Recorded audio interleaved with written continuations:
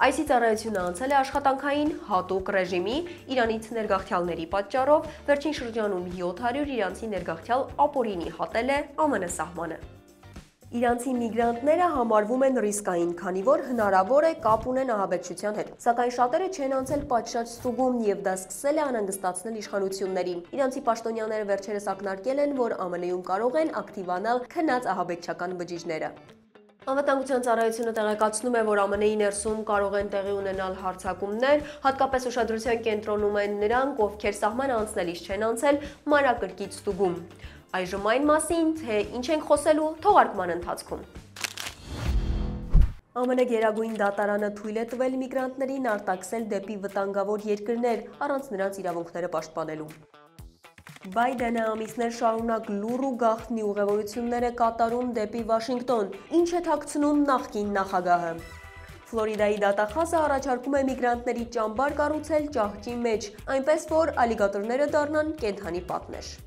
Այսի գործակալները ներխուժել են Կալիֆոռնիայի ավտոլվացման կայան, առանց ծանուցման կալանավորելով աշխատակիցներին։ Նյու Յորքի դպրոցներում սովորող միգրանտ աշակերտներին այսը դասում է չափահասների շարքին, ճանապարհ բացելով արտաքսման համար։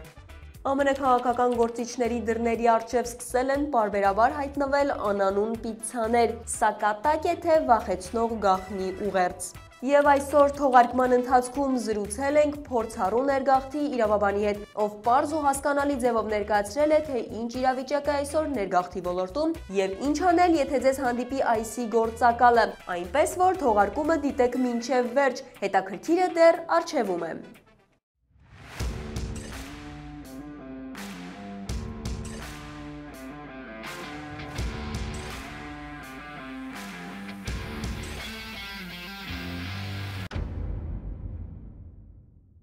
Բարև ձեզ, դուք դիտում եք Glendale Newsroom-ի հերթական թողարկումը։ Ես Ալլա Դավթյանն եմ եւ մեր թիմի հետ ձեզ համար պատրաստել ենք ամերիկյան ամենաթարմ եւ երբեմն անսպասելի նորությունները։ Մեզ աջակցելու համար պարզապես բաժանորդագրվեք մեր YouTube-յան ալիքին, սեղմելով զանգակի կոճակը։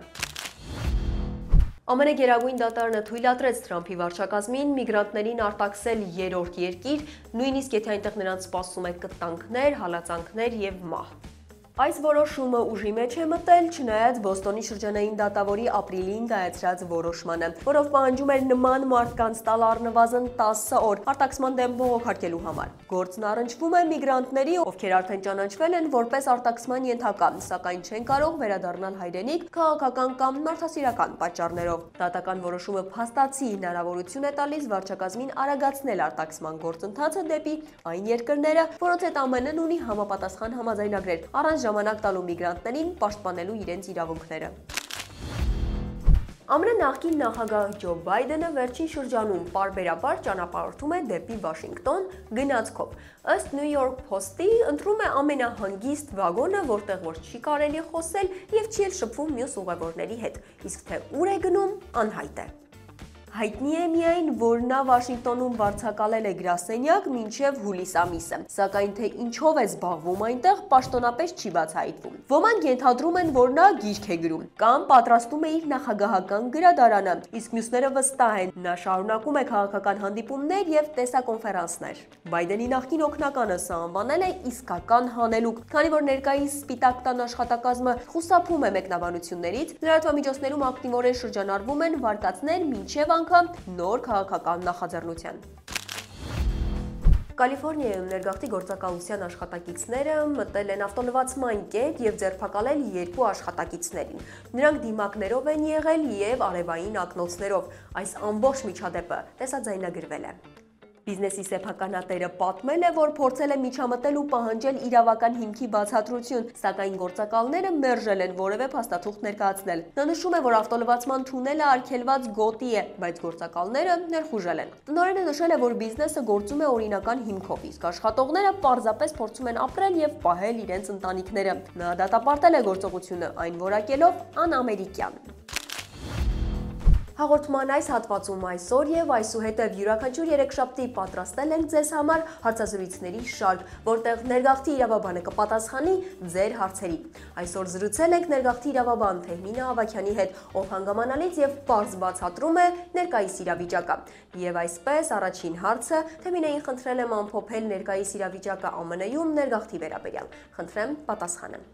Ողջույն Ալլա, ինչպես գիտենք, վերջին օրերում շատ լարված իրավիճակ է կախված վարչակազմի այն որոշման հետ, որ պետք է օրական շուրջ 3000 անձի դեպորտացիայի ենթարկեն եւ այդ առումով Ամերիկայի տարբեր նահանգներում, այդ թվում նաեւ Կալիֆոռնիայում, Լոս Անջելեսում, Լոս Անջելեսի տարբեր քաղաքներում իրականացվում էին մասսայական ռեյդեր։ Ռեյդեր եղել են նաեւ Գլենդելում, խանութներում, սպասարկման տեղերում եւ տարբեր այլ վայրերում։ Մեր ստացած տեղեկությունների համաձայն ձերբակալվածները հիմնականում հայեր չեն եղել։ Ընդհանուր առմամբ վերջին շաբաթվա ընթացքում շատ լարված էր Գլենդելում եւ հարակից քաղաքներում, մարդիկ շատ խոճապահար էին, նրանք վախենում էին դուրս գալ տներից, մասնակցել իրենց միջոցառումներին, ներկայանալ աշխատանքի, նույնիսկ վախենում էին այն անձինք, ովքեր ունեին օրինական կարգավիճակ, այսինքն ունեին green card, ուսանող էին կամ տուրիստական վիզայով էին եկել այստեղ եւ բոլորը այսպես խուսափում էին տանից դուրս գալ։ Ընդհանուր շատ տարածված էր խոճապի մթնոլորտը։ Նախագահը նաեւ հայտարարել էր, որ պետք է թույլատրել ստուգումները ռեստորաններում, ֆերմերային տնտեսություններում եւ հյուրանոցներում, քանի որ այդ ստուգումները վնաս են հասցնում բիզնեսների բնականon գործունեությանը։ Եվ այսպես երկրորդ հարցը, եթե այսի գործակալը հանդիպի դրսում կամ գատուն, ինչ պետք է անել, ինչ փաստաթղթեր պետք է մարդը ունենա իր մոտ։ Նախ եւ առաջ, եթե այսի աշխատակիցները գալիս են ձեր տուն, դուռը մի բացեք։ Համոզված եղեք, որ ձեր ընտանիքի բոլոր անդամները գիտեն, որ դուռը չպետք է բացեն։ Անպայման պահանջեք, որպեսզի նրանք ձեզ ներկայացնեն դատավորի կողմից ստորագրված խուզարկության կամ ձերբակալման օրդերը։ Եթե նրանք ասում են, որ ունեն դատական օրդեր, խնդրեք, որպեսզի առանց դուռը բացելու այն փոխանցեն ձեզ։ Անպայման ուշադիր կարդացեք, համոզվեք, որ դրա վրա գրված է warrant բառը, համոզվեք, որ այն ստորագրված է դատավորի կողմից։ Շատ հաճախ այսի կողմից ներկայացված փաստաթղթերը արտակնապես ունեն պաշտոնական տեսք, սակայն դրանք դատավորի որոշում չեն։ Այսի կողմից օգտագործվող տակտիկական հնարքներից է այն, որ նրանք ներկայանում են առավոտյան, ասում են, որ նրանք ոստիկան են եւ հետաքննում են որևէ հանցագործություն, շատ դեպքերում ասում են, որ գողացել են անձի անձնական տվյալները եւ պետք է խոսեն նրա հետ եւ փորձում են այդպիսով մուտք գործել բնակարան։ Եթե անձը ներկայանում է որպես ոստիկան, անպայման պահանջեք նրա բաջը եւ ստուգեք, որպեսզի վրան գրված լինի police բառը։ Բաջի բացակայության դեպքում նրանք հավանաբար այս գործակալներ են։ Եվ հիշեք, նույնիսկ ոստիկանները առանց դատարանի թույլտվության իրավունք չունեն մուտք գործել ձեր բնակարան։ Եթե դուք չունեք օրինական կարգավիճակ, ավելի լավ է դուք լռեք եւ օգտվեք փաստաբան ունենալու ձեր իրավունքից։ Ես մշտապես խորհուրդ եմ տալիս լռել, քան էմիգրացիոն մարմիններին սուտ կամ սխալ ինֆորմացիա տրամադրել։ Եթե դուք ունեք վավեր վարորդական իրավունք, ապա կարող եք այն ցույց տալ։ Եթե չունեք, այս օֆիցերին հարցրեք, արդյոք դուք ձերբակալված եք, եթե ասում է ոչ, ապա կարող եք հարցնել, արդյոք ես ազատ եմ գնալ։ Եթե ասի չեք կարող, ապա լռեք եւ օգտվեք փաստաբան ունենալու ձեր իրավունքից։ Երբեք մի ստորագրեք որևէ փաստաթուղթ առանց փաստաբանի հետ խորհրդակցելու։ Վերջերս տվյալներ կան, որ մարդիկ ներկայանում են որպես այս գործակալներ եւ պահանջում են գումար։ Մշտապես հիշեք, որ այս գործակալները երբեք գումար չեն պահանջում։ Այսպիսով, մշտապես ձեզ հետ ունեցեք ձեր վավեր փաստաթղթերը։ Այսի հետ հանդիպելիս հիշեք, որ դուք ունեք իրավունքներ, իսկ այսը ունի պարտականություններ։ Երբեք էմիգրացիոն մարմիններին սուտ կամ կեղծ ինֆորմացիա մի տրամադրեք։ Օգտվեք ձեր լռելու եւ փաստաբան ունենալու իրավունքից։ Եվ հիշեք, էմիգրանտ լինելը դա հպարտանալու առիթ է։ Պատմականորեն միշտ էմիգրանտներն են Ամերիկայի հասարակությունը դարձրել բազմազան եւ հաջողակ։ Հիշեցնեմ, որ մենք զրուցել ենք իրավաբան Թեհմինա Ավագյանի հետ, ում կոնտակտային տվյալները դուք կտեսնեք տեսանյութի նկարագրություններ բաժնում։ Իսկ եթե ունեք հարցեր, գրեք դա մեկնաբանություններ բաժնում եւ հաջորդ երեքշաբթի կլսեք դրանց պատասխանները։ Ֆլորիդայի գլխավոր դատախազը հանդես է եկել սկանդալային հայտարարությամբ, նա առաջարկում է միգրանտների համար կալանավայր կառուցել ճահճային մասում, եթե դա փորձեն կառուցել 30-ից 60 օրում պատրաստ կլինի եւ մոտ 1000 միգրանտ կկարողանան այդտեղ պահել։ Նա ցանկանում է կառուցել կենտրոնը լքված ռազմական օդանավակայանի վրա, որը գտնվում է մեկուսացված վայրում եւ զբաղեցնում է ավելի քան 100 քառակուսի կիլոմետր տարածք։ Դատախազը պնդում է, որ այս կենտրոնը ինքնապաշտպանվող կլինի, քանի որ շրջապատված կլինի ալիգատորներով, վիշապոցերով եւ անմարդաբնակ բնությամբ, ինչի շնորհիվ միգրանտները չեն ունենա փախուստի ուղի։ Նա նաեւ ընդգծում է, որ այս տարբերակը կլինի եւ ավելի էժան եւ ավելի արդյունավետ, առանց մեծ պահակախմբի կամ տեխնիկական հսկողության։ Եվ մի ուշագրավ դեպքի մասին։ ԱՄՆ-ում կոնգրեսականները եւ իրավապահները ստանում են պիցցաներ առանց որևէ բացատրության, ով է ուղարկել, երբ է ուղարկել, եւ այս պիցցաները ստանում են թե հանրապետականները, թե դեմոկրատները։ Իրավիճակը սրվել է այն ժամանակ եւ ստացել են ոստիկանության ղեկավարները։ Դաշնային իշխանությունները արդեն սկսել են պաշտոնական հետաքննություն։ Իրավապահները մտահոգված են, որ այս պիցցաները կարող են թաքցնել սպառնալիք կամ հոգեբանական ճնշման փորձ լինել։ Գործողության անանունությունը եւ այն հանգամանքը, որ նման դեպքեր տեղի են ունեցել նաեւ դաշնային դատավորների հետ, մեծացրել են անվտանգության կառույցների զգոնությունը։ Դաշնային դատավորը, որի որդին սպանվել էր 2020 թվականին մի մարդու կողմից, ով ներկայանում էր որպես առաքման ծառայության աշխատակից, զգուշացրել է, որ այս անանուն պիցցաները լուրջ վտանգ են ներկայացնում։ Նրա խոսքով նման գործողությունները կատակ չեն, այլ կարող են վերածվել իրական հարձակումների։ Նյու Յորքում միգրացիոն իրավիճակը կտրուկ փոխվել է, երբ փոխվել է ICE գործելավոճը։ Արդեն ձերբակալվել են մի քանի աշակերտներ։ ICE-ը պաշտոնապես հայտարարում է, որ անչափահասներ չեն ձերբակալվել, սակայն քաղաքի եւ աշակերտների ընտանիքների ներկայացրած տվյալները հակասում են պնդումներին։ Նյու Յորքի դպրոցներում սովորող աշակերտները կարող են լինել մինչև 21 տարեկան, եւ ICE-ը հաճախ նրանց դասակարգում է որպես չափահաս, հիմնվելով ոչ թե փաստացի ուսումնական կարգավիճակի, այլ տարիքի վրա։ Արդյունքում նույնիսկ դպրոցում սովորող երեխաները կարող են հայտնվել վտարման վտանգի տակ։ Միևնույն ժամանակ ներգաղթի խախտումները դարձել են ԱՄՆ-ում ֆեդերալ մակարդակով ամենահաճախ հանդիպող քրեական հանցանքները։ 2025-ի մարտին ներգաղթի խախտումների հիմքով առաջադրված մեղադրանքներն ապահովել են բոլոր դաշնային քրեական գործերի կեսից ավելի։ Նյու Յորքում գրանցվել է արտակարգ դրություն աննախադեպ շոկի պատճառով, նահանգապետը ասել է, որ վերջին 125 տարում նման եղանակային պայմաններ չեն եղել։ Ջերմաստիճանը հասել է 40 աստիճան Ցելսիուսի եւ սպասվում է, որ շոկը կարող է տևել մի քանի օր։ Այս շոկը մաս է կազմում ամբողջ ԱՄՆ-ում տարածված, այսպես ասած, ջերմային գմբեթի, որը արդեն ազդեցություն է ունեցել ավելի քան 100 միլիոն մարդու վրա։ Նման պայմանները սովորաբար լինում են հուլիսին, բայց այս տարի շոկը սկսվել է անսովոր շուտ՝ հունիսին։ Իշխանությունները հորդորում են մարդկանց մնալ փակ տարածքներում, խմել շատ ջուր եւ խուսափել արևի տակ մնալուց։ Քաղաքային իշխանությունները բացել են սենյակներ, որտեղ աշխատում են օդորակիչներ, եւ մարդիկ կարող են մի քանի ժամով այնտեղ մնալ, պաշտպանվելով շոկից։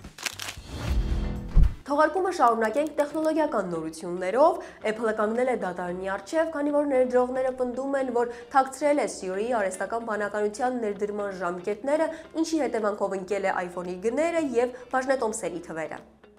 Ներդրողները նշում են, որ 2024-ի ընթացքում ընկերությունը հանրությանը տվել է այն տպավորությունը, թե առաջիկա iPhone-ներում սպասվում են հզոր AI-ի հնարավորություններ, բայց 2025-ի հունիսին պարզ դարձավ, որ այդ տեխնոլոգիաները դեռ պատրաստ չեն։ 2025-ի հունիսի 9-ին կայացած համաժողովում AI-ով կապված բարելավումները գնահատվեցին որպես միջին, ինչը հիասթափեցրեց վերլուծաբաններին։ Դրա հետևանքով Apple-ի բաժնետոմսերն ընկել են գրեթե 25%-ով, գցելով շուկայական մոտ $900 միլիարդ։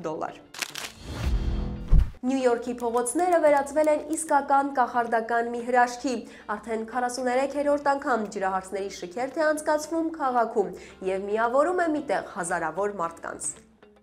Այս միջոցառումը ոչ միայն դիմակահանդեսային շքերթ է, այլև արվեստի ազատ ինքնաարտահայտման ու հանդուրժողականության տոն։ Շքերթի գլխավոր հերոսներից էր ամերիկահայերին հայտնի Gogol Bordello խմբի առաջնորդ Եվգենի Գուտսը, ով ներկայացել էր Նեպտունի ծովերի թագավորի կերպարով։ Մասնակիցները ներկայացել էին ամենատարբեր ծովային կերպարներով՝ ջրահարսեր, ծովային հրեշներ, նույնիսկ հեքիաթային կերպարներ։ Այս տարվա շքերթում հաղթող է ճանաչվել ծովային թագուհու, ջրահարսի կերպարով հանդես եկող մասնակիցը։ Նրա կերպարը խորհրդանշել է շքերթի գլխավոր ուղերձը՝ սիրել ու գնահատել տարբերությունը։ ԱՄՆ-ի վիզա ստանալը նոր կառավարության քաղաքականության պատճառով շատ ավելի բարդ է դարձել, բայց փորձը ցույց է տալիս, որ պատրաստված դիմորդների շանսերը շատ ավելի բարձր են։ Smart System մասնագետներն արդեն օգնել են հարյուրավոր ուսանողների, գործարարների ու Հայաստանի քաղաքացիների ընտրելու վիզայի ճիշտ տեսակը, ստանալու հրավերներ ԱՄՆ-ից, կատարել անհրաժեշտ ամրագրումները եւ նախապատրաստվել դեսպանատան հարցազրույցին։ Թիմը քայլ առ քայլ ուղղորդում է դիմորդներին, ապահովելով անհատական մոտեցում։ Առաջին խորհրդատվությունն անվճար է, պարզապես պետք է լրացնել մեկնաբանություններ բաժնում դրված հարցաթերթիկը եւ մասնագետը կկապվի ձեզ հետ։ Ամերիկյան լրագրողական խմբի 1 տարվա կատարած հետաքննությունը ցույց է տվել, որ դեղերի եւ սննդի վարչությունը թույլ է տվել մուտք երկիր 150 տեսակ դեղամիջոցների կամ դրանց բաղադրիչների, որոնք արտադրվել են այլ երկրներում մի շարք խախտումներով։ Այս գործարանների արտադրանքը գտնվում է ներմուծման արգելքի տակ, սակայն դրանք բացառվել էին ստանդարտ սահմանափակումներից, առանց հանրությանը տեղեկացնելու։ Հետաքննության պատճառը դարձավ 17 տարի առաջ տեղի ունեցած միջադեպը, երբ Չինաստանից ներկրված արյունը նոսրացնող աղտոտված դեղամիջոցը հանգեցրեց հարյուրավոր մարդկանց մահվան։ Սննդի եւ դեղերի վարչության մի շարք նախկին աշխատակիցներ եւ որակի վերահսկման մասնագետներ հաստատել են, գործակալությունը թույլատրել է ներմուծումներ որոշ գործարաններից, չհաշվարկելով հնարավոր առողջապահական ռիսկեր։ Եվ վերջին լուրը դրական նոտայով Միչիգանի փրկարարները կարողացել են օգնել մի աղջուկի, ով երկար ժամանակ ապրել է պլաստիկե օղակով, նա փոքր ժամանակ մտել է տարայի մեջ, իսկ դուրս գալիս չի կարողացել ազատվել։ Ժամանակի ընթացքում կենդանին մեծացել էր, իսկ պլաստիկը սկսել էր սեղմել պարանոց, առաջացնելով ցավ ու վնասվածքներ։ Փրկարարներն ավելի քան 2 տարի հետևել էին նրան, տեղադրելով տեսախցիկներ անտառում, բայց արջը զգուշորեն խուսափում էր մարդկանցից։ Վերջապես հաջողվել է նրան բռնել։ Ազգայացրել են, հեռացրել օղակը եւ տեղափոխել վերականգնման կենտրոն։ Մասնագետները հայտնում են, որ արջն այժմ բավարար վիճակում է եւ վերադարձել է վայրի բնություն։ Այս պատմությունը եւս մեկ անգամ հիշեցնում է, թե որքան վտանգավոր կարող են լինել պլաստիկ թափոնները վայրի կենդանիների կյանքի համար։ Այսօրվա համար նախապատրաստել էինք այսքանը։ Շնորհակալություն, որ հաղորդումը դիտեցիք մինչև վերջ։ Մենք բարձր ենք գնահատում ձեր ակտիվությունը, կարդում ենք բոլորիդ նամակներն ու մեկնաբանությունները։ Մեզ աջակցելու համար պարզապես բաժանորդագրվեք մեր YouTube-յան ալիքին, սեղմելով զանգակի կոճակը, իսկ մեկնաբանություններ բաժնում գրեք, թե որտեղից եք մեզ հետևում։ Շնորհակալություն։